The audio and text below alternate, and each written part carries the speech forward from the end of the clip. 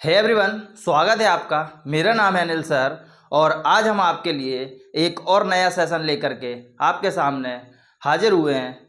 तो हम इस सेशन में आपसे बात करने वाले हैं ऑपरेशन ऑन रियल नंबर्स के बारे में। तो ऑपरेशन ऑन रियल नंबर समझने के लिए बच्चों सबसे पहले आपको हम एक टर्म समझाते हैं जो कि उसमें लिखा हुआ है ऑपरेशन। का मतलब है addition, subtraction, multiplication and division. तो हमें भी कुछ इन्हीं नंबर्स के साथ, रियल नंबर्स के साथ ऐसा ही कुछ करना है।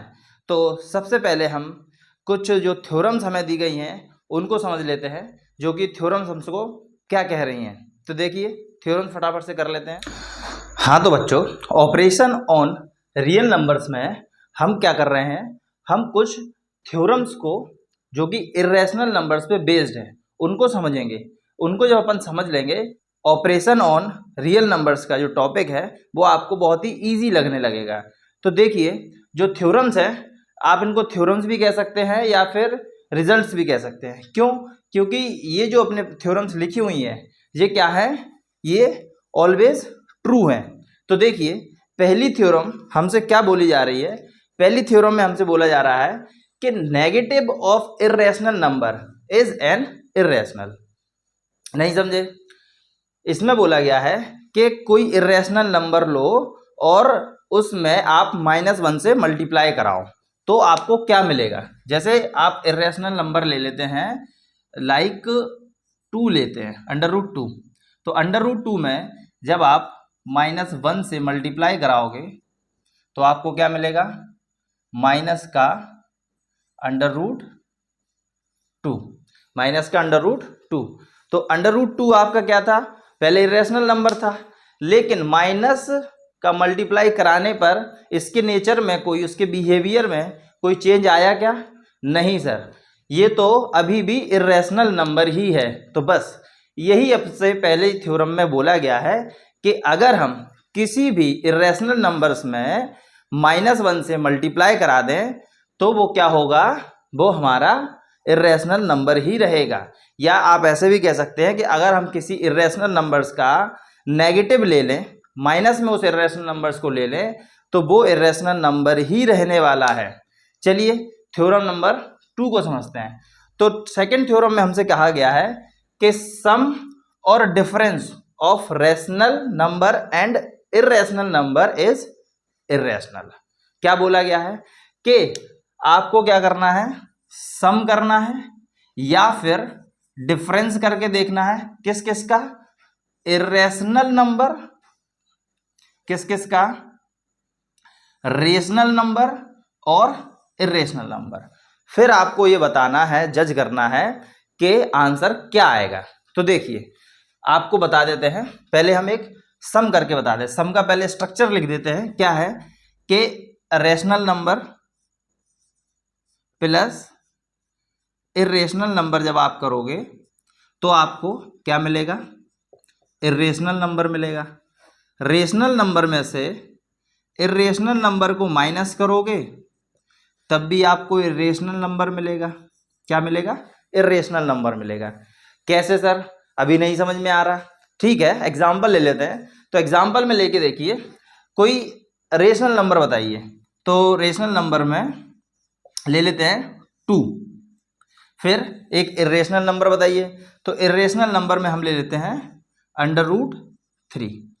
तो देखिए ये रेशनल नंबर है, ये इरेशनल नंबर है। जब हम इनका सम करेंगे तो हमारे पास बच्चों क्या आएगा, ऑलवेज इरेशनल नंबर ही आएगा। क्यों? क्योंकि √3 जो है ना इरेशनल है। अब √3 में आप 2 ऐड कर दो तब भी वो क्या होगा, इरेशनल ही रहेगा। हम दूसरा एग्जाम्पल ले लेते हैं, जब रेशनल में से इरेशनल को माइनस करना होगा। तो देखिए इरेशनल नंबर हमने, रेशनल नंबर हमने 3 ले लिया और इसमें माइनस करेंगे √2 को। तो देखो 3 रेशनल है, √2 इरेशनल है। तो 3 में से आप इरेशनल माइनस करोगे तो आपको क्या मिलेगा, इरेशनल ही मिलेगा। तो इन दोनों के जो रिजल्ट्स हैं वो आपको क्या देंगे, इरेशनल नंबर देंगे। क्या देंगे, इर्रेशनल नंबर। तो यही हमसे बोला गया था कि जब हम सम करेंगे रेशनल और इर्रेशनल का, या अगर हम या डिफरेंस करेंगे रेशनल और इर्रेशनल नंबर का, तो ऑलवेज इर्रेशनल ही आ जाएगा। ठीक है, तो अब हम अपनी थ्योरम नंबर थर्ड को समझ लेते हैं। थ्योरम थर्ड में क्या बोला जा रहा है, बोला गया है कि द प्रोडक्ट और quotient of a non zero rational number with N irrational number is irrational. बोला जा रहा है कि अगर हम क्या ले लें, मल्टीप्लाई कर लें, प्रोडक्ट कर लें, या फिर डिवाइड कर लें रेशनल, किसका, रेशनल नंबर और इर्रेशनल नंबर्स का, तो हमें क्या मिलेगा। तो देखिए, पहले हम इधर लिख देते हैं जो अपने रिजल्ट्स निकल के आ रहे हैं। रेशनल नंबर्स का आप इर्रेशनल नंबर से मल्टीप्लाई कराओगे तो आपको ऑलवेज इर्रेशनल नंबर मिलेगा। रेशनल नंबर में इर्रेशनल नंबर से जब आप डिवाइड कराओगे तब भी आपको इर्रेशनल नंबर मिलेगा। ठीक है, और इसमें एक चीज़ आपको थोड़ा सा ध्यान देनी होगी। ध्यान देना किस चीज़ पे है, आपसे इधर बोला जा रहा है नॉन जीरो, यानी हमें रेशनल नंबर याद रहे, जब आप मल्टीप्लाई कराएंगे, प्रोडक्ट लेंगे या इनका कोशेंट लेंगे, तो आपको जो रेशनल नंबर लेना है वो नॉन जीरो होना चाहिए। नॉन जीरो मतलब जीरो नहीं होना चाहिए, क्योंकि आपने रेशनल नंबर में पढ़ा है कि जीरो हमारा क्या है, जीरो हमारा रेशनल नंबर है, क्योंकि हम इसमें 1 नीचे रख सकते हैं, तो ये हमारा क्या बनता है, रेशनल नंबर बन जाता है। लेकिन हम प्रोडक्ट और जब डिवाइड करा रहे होंगे दो रेशनल और इर्रेशनल का, तब हमें जीरो नहीं लेना है। ठीक है, चलिए अब हम क्या करते हैं, अपनी थ्योरम 4 को समझते हैं। थ्योरम 4 जो है बहुत ही इंपॉर्टेंट है बच्चों। क्या है, बहुत ही ज़्यादा इंपॉर्टेंट है। 3 थ्योरम्स तो ये इंपॉर्टेंट है ही, पर 4 भी बहुत ज़्यादा इंपॉर्टेंट है। क्यों, क्योंकि इसमें कुछ इंटरेस्टिंग सी बात उसने बोली है, बहुत ही मज़ेदार बात बोली है। क्या बोला गया है, बोला गया है कि अगर हम if we add, subtract, multiply और डिवाइड टू इर्रेशनल, किसका बच्चों, ध्यान दीजिएगा, टू इर्रेशनल नंबर, तो जो रिजल्ट होंगे, the result may be rational और इर्रेशनल। तो इसमें हमसे साफ साफ बोला गया है कि अगर हम दो, किसका, इर्रेशनल, किनका, दो इर्रेशनल नंबर्स का आप सम करो या सब्ट्रैक्शन करो या मल्टीप्लिकेशन कर लो या फिर डिवीजन कर लो, दो इर्रेशनल नंबर्स का सम कर लो, सब्ट्रैक्शन कर लो, मल्टीप्लिकेशन या डिवीजन कर लो, तो आप ये प्रिडिक्ट कर ही नहीं सकते, जज कर ही नहीं सकते कि आंसर रेशनल होगा या इर्रेशनल होगा। तो यही इसमें बहुत इंपॉर्टेंट और इंटरेस्टिंग बात थी कि हम इसमें जज नहीं कर सकते, अपने आंसर को प्रिडिक्ट नहीं कर सकते कि जब हम ये ऑपरेशन यूज करेंगे दो इर्रेशनल नंबर्स के साथ में, तो आंसर रेशनल होगा या इर्रेशनल होगा। ओके बच्चों, समझ पा रहे होंगे आप कि हम क्या कहना चाह रहे हैं, और आई होप आप भी बहुत मज़ा आ रहा होगा। तो ये जो हमारी 4 थ्योरम्स हैं बहुत ही ज़्यादा इम्पोर्टेंट है, आपके एग्ज़ाम में किसी ना किसी तरीके से MCQs के फॉर्म में और ऑब्जेक्टिव फॉर्म में क्वेश्चंस टीचर बनाते रहते हैं। और अगर ये आपके दिमाग में अच्छे से बैठी हुई हैं तो आप आगे की जर्नी भी बहुत अच्छे से कवर करोगे। ठीक है, तो ये हमारे कुछ यूज़फुल थ्योरम्स थी, इंपॉर्टेंट थ्योरम्स थी, जिसको हमने क्या किया, बड़े ही प्यार से समझ लिया है। तो ये जो मैंने अंडरलाइन या जो इस तरीके से ब्रैकेट में डाले हैं, इनका आप ज़रूर याद रखिएगा कि किस तरीके से करना है। आप देख लीजिए, इनका भी बना लेते हैं। इसमें हमसे क्या कहा था कि दो इर्रेशनल नंबर हैं, दो इर्रेशनल नंबर्स का सम करो या सब्ट्रैक्शन करो, तो क्या आएगा, रेशनल भी आ सकता है और इर्रेशनल भी आ सकता है। ठीक है ना, दो इर्रेशनल नंबर्स का मल्टीप्लिकेशन करो या फिर मल्टीप्लिकेशन करो, तब रेशनल और इर्रेशनल आ सकता है। और दो इर्रेशनल नंबर्स का जब आप आपस में डिवीज़न कराओगे तब भी आंसर आप प्रिडिक्ट नहीं कर सकते कि रेशनल होगा या इर्रेशनल, क्योंकि आंसर कुछ भी आ सकता है दोनों में से, रेशनल या इर्रेशनल। तो आइए अब हम इस पे बेस्ड जो अपने एग्जाम्पल्स होंगे उसको समझेंगे। देखिए, अब अपन उन थ्योरम के कॉन्सेप्ट्स को क्लियर करने के बाद एग्जाम्पल्स की तरफ आ गए हैं। एग्जाम्पल से क्या है ना, और ज़्यादा क्लैरिफिकेशन आपको आ जाएगा कि हम जो थ्योरम से बात कर रहे थे उनको इम्प्लीमेंट कैसे क्वेश्चन में करना था। ठीक है, तो इन क्वेश्चंस में उन थ्योरम्स का कैसे इम्प्लीमेंटेशन होगा आइए समझ लेते हैं। पहले हमसे बोला गया है 7/√5, चेक करिए कि ये इर्रेशनल है और नहीं या नहीं। तो देखो, अभी आपको थ्योरम आपको सिखाई थी तो उसमें बताया था कि अगर हम रेशनल और इर्रेशनल का मल्टीप्लाई करते हैं तो क्या आता है, हमेशा इर्रेशनल ही आता है। क्यों? क्योंकि देखो कैसे, ये हमारा 7 क्या है, रेशनल नंबर है, √5 क्या है, इर्रेशनल नंबर है। तो इन दोनों का जब हम मल्टीप्लाई कराएंगे, हमारी थ्योरम नंबर 3 ये आपको बता रही थी कि रेशनल और इर्रेशनल का मल्टीप्लाई कराएंगे तो हमें इर्रेशनल मिलेगा। चलिए अब इसको हम चेक करके बताते हैं कैसे। तो आपको इसके लिए सबसे पहले √5 की वैल्यू पता होना चाहिए। क्या होना चाहिए? √5 की वैल्यू पता होना चाहिए। तो √5 की जो वैल्यू है वो होती है 2.236 एंड सो ऑन। ये इस तरीके से चलती रहेगी। क्यों? क्योंकि इर्रेशनल है और irrational number non terminating non repeating होते हैं, ना तो इसमें कुछ रिपीट होगा और ना ही इसमें इसका एंडिंग होगी। तो अभी हम क्या करेंगे, 7 का मल्टीप्लाई 2.236 से कराएंगे। ठीक है ना, तो देखते हैं क्या आ जाता है। तो इस तरीके से कराएंगे, 7 6 42 कैरी 4, 7 3 21, 21 और 4 25, 7 2 14, 14 और 2 16, 7 2 14 और 1 15। ये तो ये हमारा क्या आ जाएगा, इर्रेशनल नंबर ही आ रहा है। क्या आ रहा है? क्योंकि ये नॉन टर्मिनेटिंग नॉन रिपीटिंग है। तो आंसर हम क्या लिख देंगे, आंसर में लिख देंगे कि ये जो आंसर आया है वो इर्रेशनल है। ठीक है, करेक्ट है, इर्रेशनल नंबर आया है।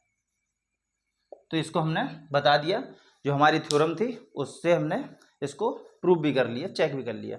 ठीक है, अब हम बढ़ते हैं अपने इस क्वेश्चन की तरफ। तो इसमें हमसे बोला गया है 7/√5। तो देखिए 7/√5 जो है, 7/√5 जो है, इसमें सबसे पहले हमें इसके न्यूमरेटर में √5 और डिनोमिनेटर में √5 से मल्टीप्लाई कराना पड़ेगा। सर अब ये आप ये क्यों कर रहे हो? तो इसको बच्चों रैशनलाइजेशन ऑफ डिनोमिनेटर कहते हैं। इस कॉन्सेप्ट को आगे डिस्कस किया जाएगा इसी लेक्चर में। फिर भी अभी हम इसको समझा देते हैं कि नीचे अगर इर्रेशनल नंबर है यानी अंडर रूट में कोई नंबर है तो हम उसी नंबर से मल्टीप्लाई एंड डिवाइड करा देते हैं। ठीक है, तो क्या आएगा, ये तो आएगा आपका 7/√5 और नीचे जब हम क्या करेंगे, √5 का √5 से मल्टीप्लाई कराएंगे तो हमें आ जाएगा 5। क्या आ जाएगा? 5। अब देखिए 7/√5 की वैल्यू हमने अभी ये फाइंड की है, तो इसको हम लिख सकते हैं इधर 15.652 एंड सो ऑन और डिवाइडेड बाय 5। अब इससे जब आप इसमें डिवाइड करेंगे तो यू विल गेट 5 3 15, 5 1 5, 5 3 15 और इस तरीके से जो है ना ये आपको चलता हुआ मिलेगा कि ये नॉन, और आप देख रहे हैं ये भी नॉन टर्मिनेटिंग नॉन रिपीटिंग है। तो आंसर हमारा क्या आया, इरेशनल ही आया। अब हमसे बोला गया है इस क्वेश्चन में कि √2 + 21 करिए। ठीक है, तो समझ पा रहे हैं, सेकंड प्रॉपर्टी है, सेकंड थ्योरम है कि इसने बस तुम्हें क्या कर दिया, थोड़ा घुमाने के लिए इरेशनल को पहले और रेशनल को बाद में लिख दिया है। तो आप क्या जानते हैं कि रेशनल प्लस इरेशनल क्या देगा, इरेशनल नंबर ही देगा। ठीक है, तो क्या करेंगे, 21 में √2 की वैल्यू क्या होती है उसको ऐड करा देते हैं। तो √2 की वैल्यू होती है 1.4142 एंड सो ऑन, इस तरीके से। तो जब आप इसमें 21 में 1.4142 ऐड करेंगे तो आपके पास आंसर आएगा 21 और 1 22, तो 22.4142 इस तरीके से सो ऑन। तो ये नंबर भी आप देखो sir non terminating non repeating है, क्योंकि डेसिमल के बाद ये क्या नहीं हो रहा, टर्मिनेट ही नहीं हो रहा, इसमें कुछ रिपीट भी नहीं हो रहा है। तो इधर जो हमारा आंसर आया है ये भी क्या आया है, इरेशनल आया है। इसमें बोला गया है π-2। तो इसमें ये जो क्वेश्चन है, क्वेश्चन बहुत ही अच्छा है। क्या है कि थ्योरम का तो इम्प्लीमेंटेशन आप सीख ही रहे हैं, लेकिन इसके साथ आपको कुछ वैल्यूज भी क्या होनी चाहिए, लर्न होनी चाहिए। लाइक जैसे √5 है हो गया, √2 हो गया। अब इधर हमें पाई की वैल्यू भी पता होना चाहिए। तो पाई की वैल्यू का यूज कर अगर आपको आता है करना, तो इसको पाई की वैल्यू जो हमारे पास होती है हमें पता है वो है 3.1415 और इस तरीके से ये चलती रहेगी। उसके बाद हमें क्या करना है, इस वैल्यू में से 2 को माइनस कराना है।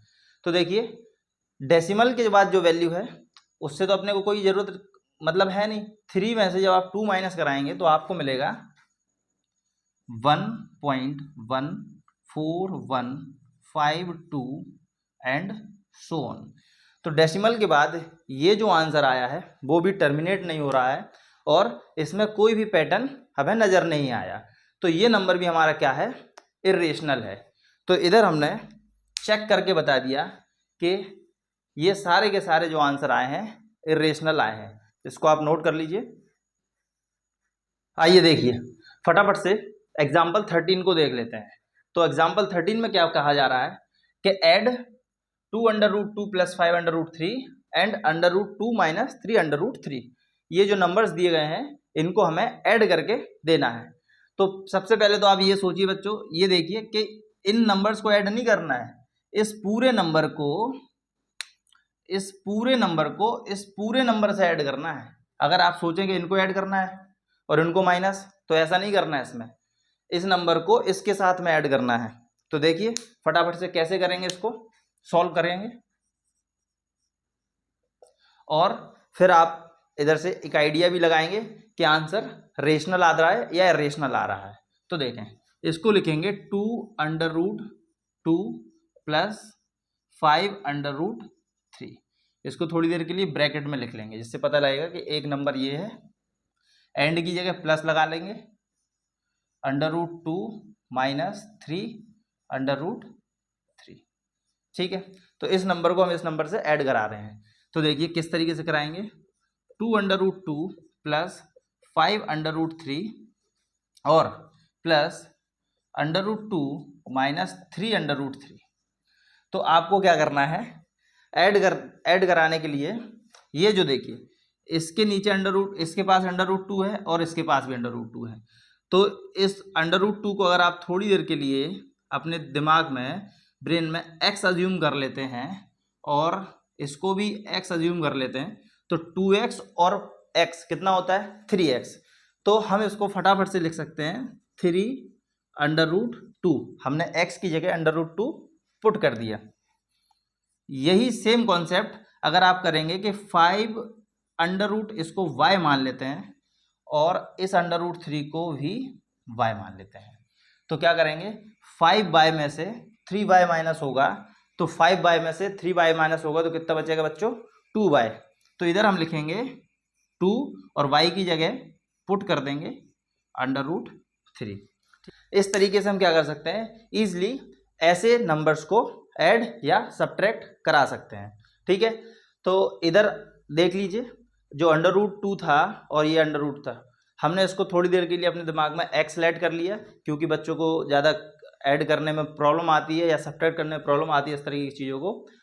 तो इसको 2x बोल लो थोड़ी देर के लिए, इसको x बोल दो, तो 2x और x कितना होता है, 3x होता है। 3 लिखा और x को हमने √2 ऐड किया था तो वो पुट कर दिया।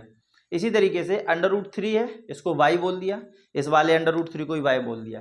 तो इस 5y में से जब 3y माइनस करेंगे तो आपको 2√3 मिल जाएगा। तो ये जो है हमारा इसका आंसर आ जाता है।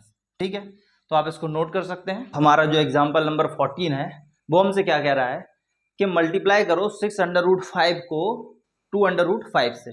ठीक है, तो इसको भी हम बहुत ही ईजिली कर लेंगे, कोई प्रॉब्लम नहीं आएगी इसमें। ठीक है ना, लिखना है आपको 6√5 और मल्टीप्लाई साइन लगा करके 2√5। तो आप क्या करिए, रेशनल नंबर का रेशनल से करा दीजिए और इरेशनल नंबर का इरेशनल नंबर से मल्टीप्लाई करा दीजिए। कैसे, देखिए, पहले हम लिख लेते हैं 6 × 2 और ये ब्रैकेट लगा के √5 × √5। ठीक है, तो ये देखिए रेशनल और रेशनल का मल्टीप्लाई कराएंगे तो 6 2 कितना होता है, 12। तो यहाँ लिखेंगे हम 12 और √5 इरेशनल है और ये भी इरेशनल है। अगर आपको याद आ रहा हो कि हमारी जो लास्ट वाली थ्योरम थी, तो हमने इधर हमसे बोला गया था कि अगर दो इरेशनल नंबर्स का आप मल्टीप्लिकेशन करेंगे तो आंसर रेशनल भी हो सकता है, इरेशनल भी हो सकता है। तो इस वाले केस में जो हमारा आंसर आएगा वो रेशनल आएगा, क्योंकि सेम रेशनल नंबर का मल्टीप्लाई सेम इरेशनल से होता है तो क्या आ जाता है, वही नंबर आता है। तो इधर हमारा आएगा 5। ठीक है, तो 12 5 इधर कितना हुआ, 60। तो देखें ये हमारा क्या आ गया, आंसर आ गया। तो हमने, तो देखिए अब हम बात कर रहे हैं अपने एग्जाम्पल नंबर 15 के बारे में। तो उसमें बोला गया है कि डिवाइड करें 8√15 को डिवाइड करना है 2√3 से। तो देखिए इसको भी आप कैसे सॉल्व करते हैं, फटाफट से आप भी मेरे साथ क्वेश्चन को सॉल्व करते जाया करिएगा। अगर नहीं आता है फिर आप वीडियो को देखा करें। ठीक है, तो इससे आपकी प्रैक्टिस होगी और आपको पता चलेगा कि मेरी कॉन्सेप्ट पे कितनी ग्रिप है, कितनी पकड़ है। ठीक है, तो देख लेते हैं इसको फटाफट सॉल्व करके क्या बोला गया है। तो सबसे पहले हमें क्या करना पड़ेगा, इसको लिखेंगे 8√15 डिवाइडेड बाय 2√3। इसको आप ऐसे भी लिख सकते हैं 8√15 अपॉन 2√3। ठीक है, तो क्या करना है, पहले तो आप क्या कर सकते हो, इसको इससे 4 टाइम्स काट सकते हो। ठीक है सर, काट दिया। अब इसको लिखेंगे 4√15 अपॉन √3। तो अभी हम क्या बात कर रहे थे, अभी हमने ये सीखा था कि हमें डिनोमिनेटर में इरेशनल नंबर नहीं चाहिए। अगर डिनोमिनेटर में इरेशनल नंबर होगा तो मैथमेटिक्स में ये बिल्कुल भी नहीं चलेगा, एकदम से अशुभ बात हो जाएगी। ठीक है ना, बिल्कुल मज़ा नहीं आने वाला। तो हम क्या करेंगे, इसको हटाने की कोशिश करेंगे। तो इसको हटाने के लिए हमें क्या करना है, तो 4 को हम एज इट इज लिखे रहेंगे और √15 को हम ऐसे लिख सकते हैं 3√5 और ये √3। तो हमने इसके क्या कर दिए, अंदर फैक्टर कर दिए, प्राइम फैक्टर कर दिए। अब क्या होगा कि 4 ऐसा रहेगा और ये 3 और जो 5 है ना, ये आपस में अलग अलग हो जाएंगे। अलग अलग होंगे तो अपना जो अंडर रूट है, स्क्वायर रूट है, उसको लेकर ही अलग होंगे, वरना तो फिर ये मज़ा नहीं आएगा।